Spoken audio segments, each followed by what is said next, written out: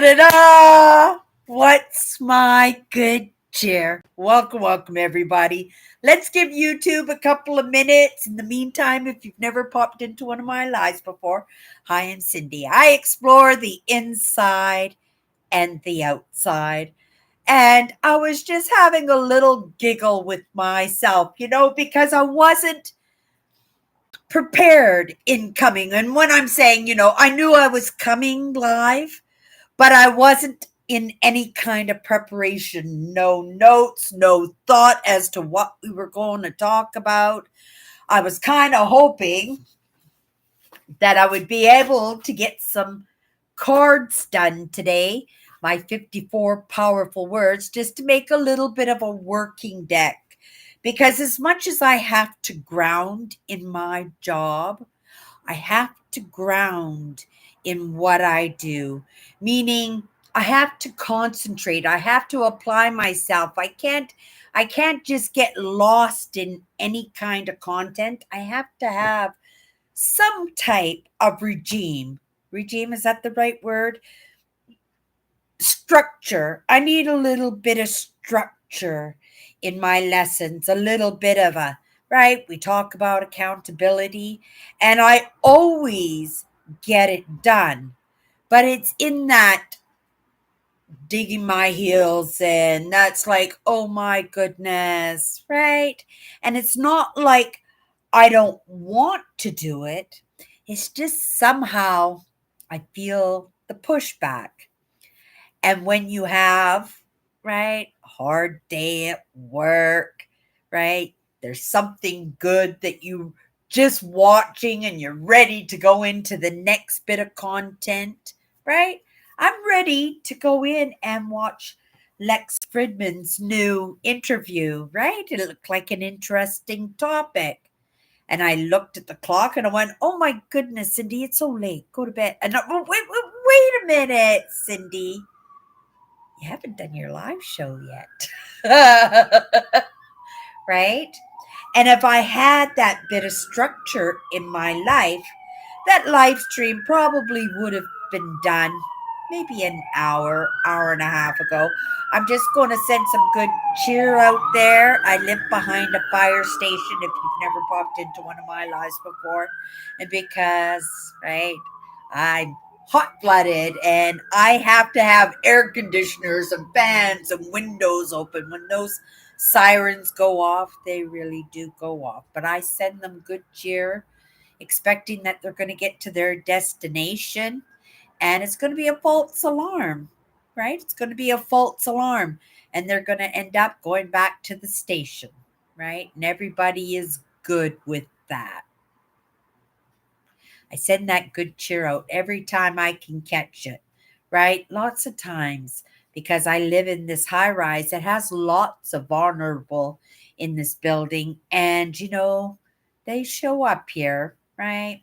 I see them here more than a few times a week. And whether or not it's illnesses or they're taking somebody away, like, right? I just see the lights going on, take a peek out, see the ambulance, right? Sometimes they shoot spotlights up on the apartment building because we have such high security here. Right? We have two entrances, locked entrances, that when they shine the lights on the building, that usually I will run downstairs and open up the door for the firemen, right? There's, like I said, a lot of vulnerable here and lots of people with disabilities, elderly, you know. And when I say vulnerable, I have to include myself in that, because I am grateful for this roof over my head, right? This company that rented me apartment when I was within 24 hours of losing the apartment that I had during COVID too. Nobody was renting to anybody, and my sister lived in this building, and so she talked to the caretaker, and right, we made arrangements, and because they had an apartment available for me, but it wasn't ready, right? It still needed to be cleaned and prepped, and they made a little bit extra money, a couple of weeks extra money, right? And because my sister, right? My sister is in good standing with the company and stuff that they took her word. They took, right? I didn't have any credit that they could back check on me, and I needed that place immediately, right? Very grateful for the roof over my head, right? And that's the reminder for me, especially today when sometimes when I am hurt, when I feel that I am disrespected or not valued or neglected, rejected, or right, just in that little bit of a snide. Is that what it is? You know, that little bit of inconsistency in people's right. And for me too, quite often, I'm that person who rubs people not the right way. And it's not in our intent, right? You know, because I'm Cindy, I'm showing up here as Cindy, but because I ground in what I love to do and ground out of appreciation for the roof over my head, that I'm doing the exact same thing, but for different reasons. But I still have to ground because without one, the other is going to take off like a string with helium balloons attached to it. And the other one will be quick to say, I'll take this job and right, right. And that comes from that slight, not snide. Slight. That's the word I was looking for. Right?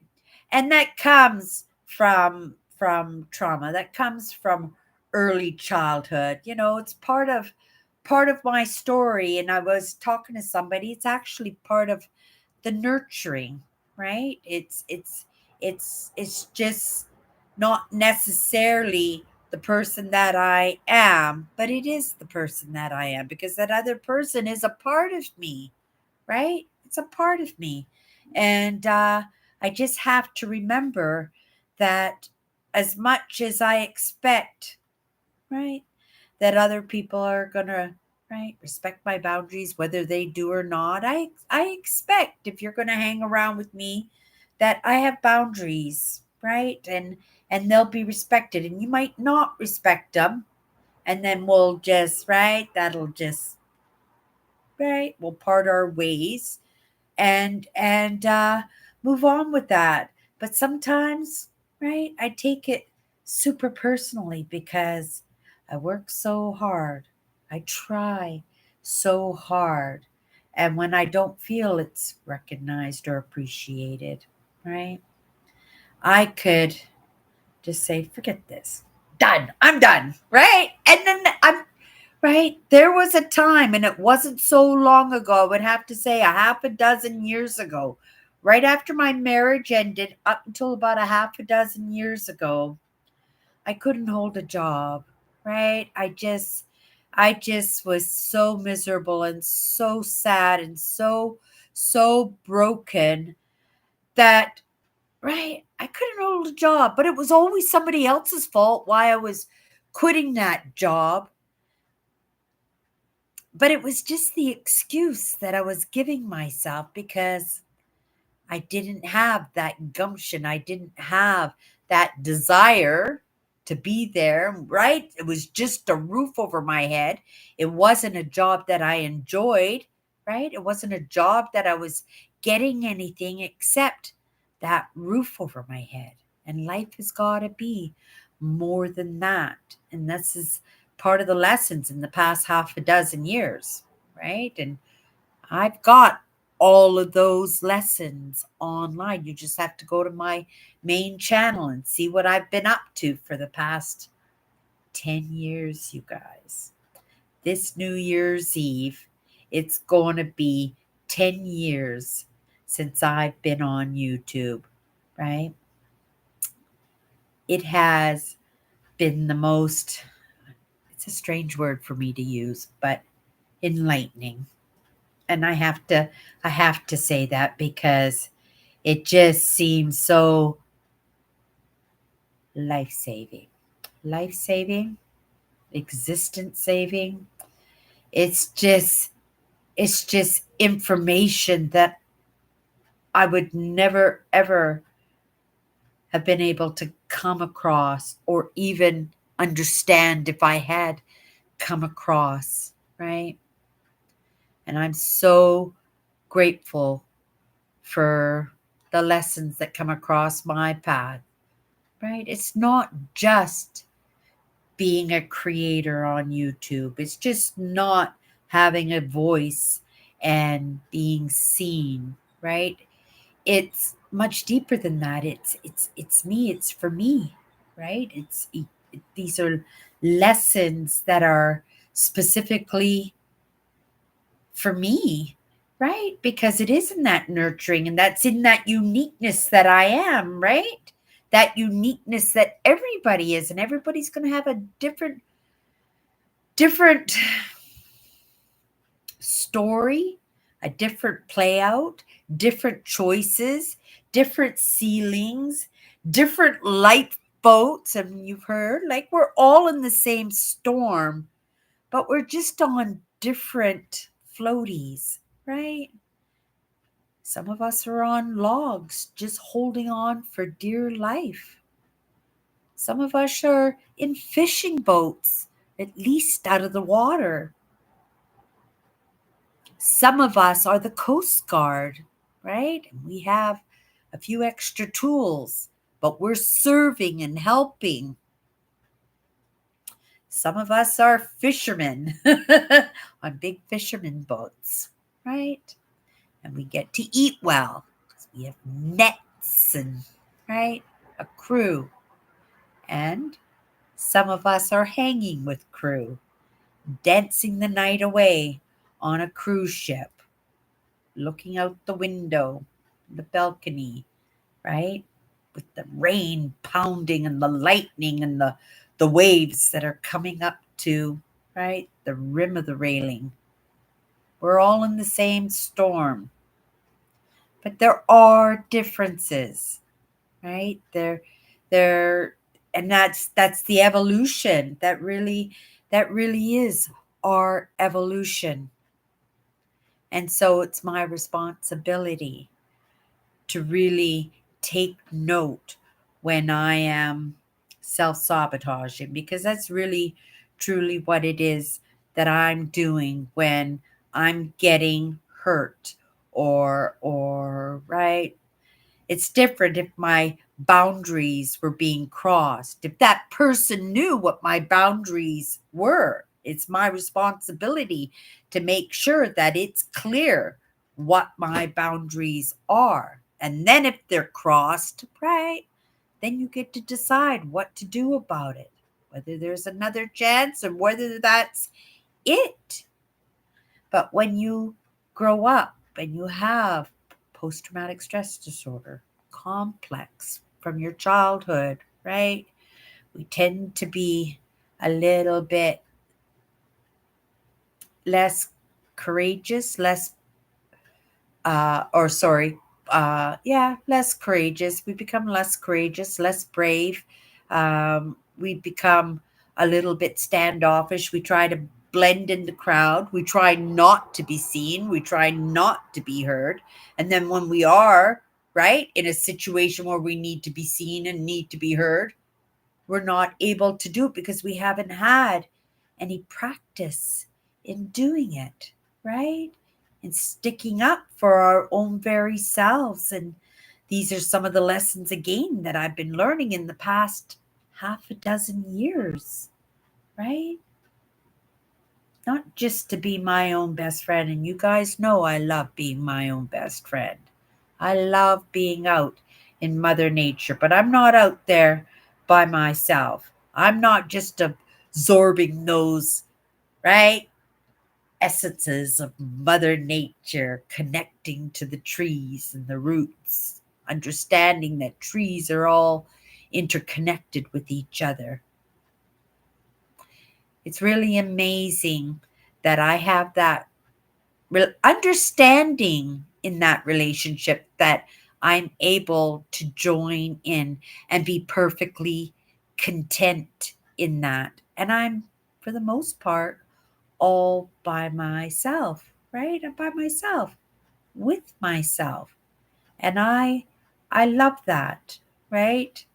But again, I need to ground in reality, right? So I'm grateful that I'm home from my holidays and I have this job that puts the roof over my head, that allows me to also ground in what is serving me so well, right? That if I get nothing else, I'm like that guitar guy. I always refer to him because he made it to his 10-year anniversary on YouTube. And all he did is every night show up and play a song on the guitar. He did that for 10 years.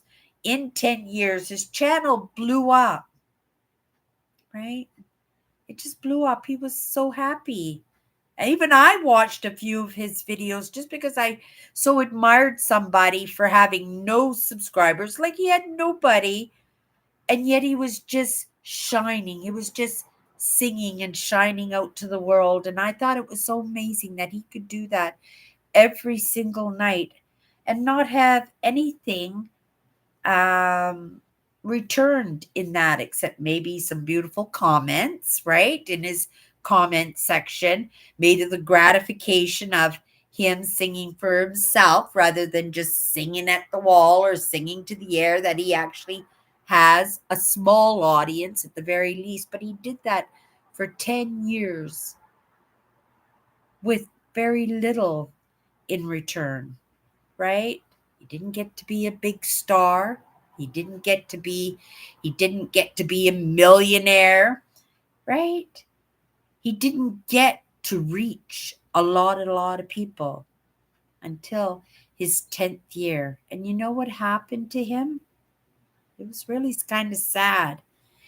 His channel blew up after 10 years. He went viral. And because the way I felt about it, right? I was so admirable for 10 years and had nothing. And then all of a sudden, right? He deserved it 100%.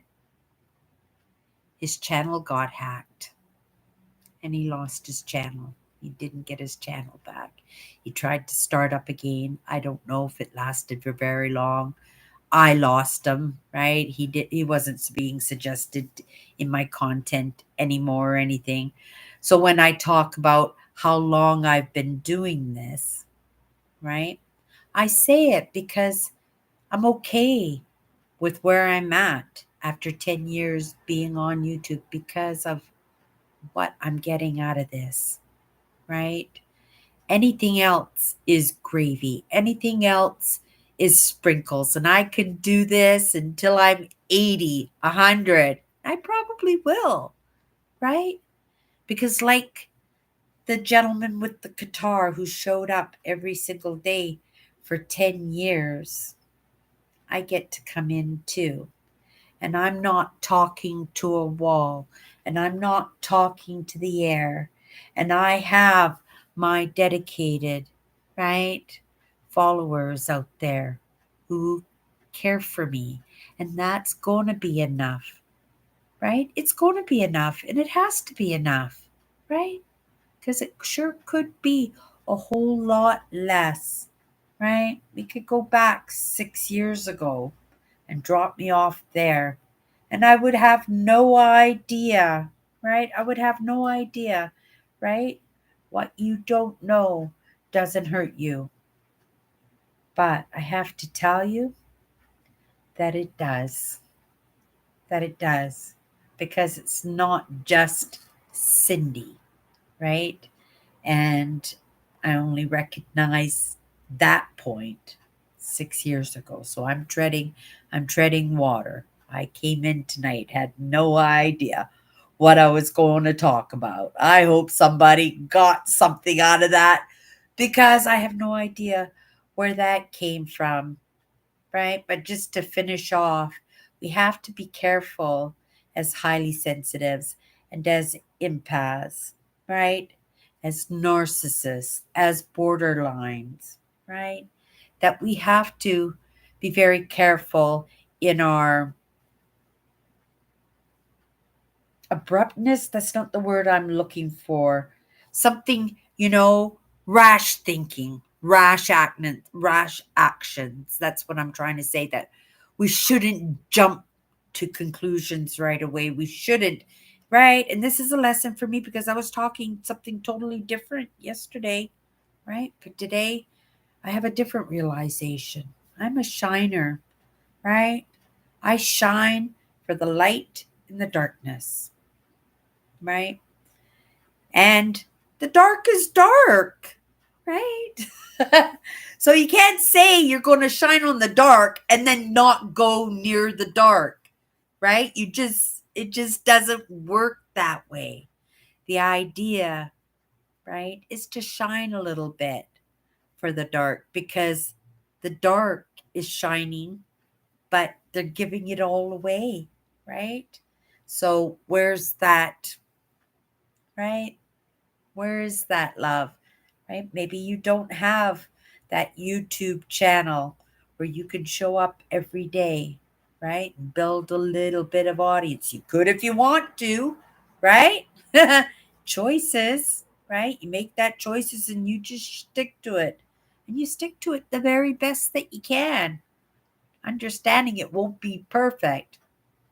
It doesn't hurt to shoot for that, right? Because the sooner you can get there, the better, right? So I'm grateful for the job that puts the roof over my head, that I have an opportunity to ground in something other than the other part of me, that we are grounding in that and making movement in that. I'm creating the best human being I possibly can in the moment, right? But that wasn't the way yesterday. I was just ready to just I true, and that's the truth, and that's my rashness, right? That's jumping to well, maybe not jumping to conclusions, but not looking at other solutions, not looking at my part in that, not looking at the possibilities that I might be getting that message wrong, right?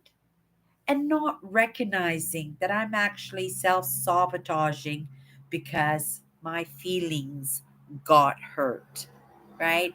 Or I got disrespected, or somebody crossed my boundaries without knowing, right? If you've got boundaries, it's your responsibility to let people know you've got boundaries and what those boundaries are. And if they don't know, right? And it's always best to let them know because they know, right? So if they cross their boundaries, you just go, oh my goodness, they knew that that was a no go on that one. They knew that was a boundary and they did it anyway. Then, right? You know. But if they don't know, right? A little bit of forgiveness, a little bit of tolerance, sometimes a little bit, hate to say this because I'm not a turn the other cheek kind of person. Sometimes you have to turn the other cheek because, right? I don't like this word ignorance, but I'm going to call it lack of information, right? Because each one of us is in a different stage of evolution, and that's and that's the truth, right? It won't be forever, but it doesn't matter, right? Because this is going to be going on for a very, very long time. How long? I have no idea, right? Hundreds of thousands of years, millions of years. Maybe it's still going on right now, right? But maybe not. Okay, you guys. Oh, that's my good cheer. Talk to you later. Bye.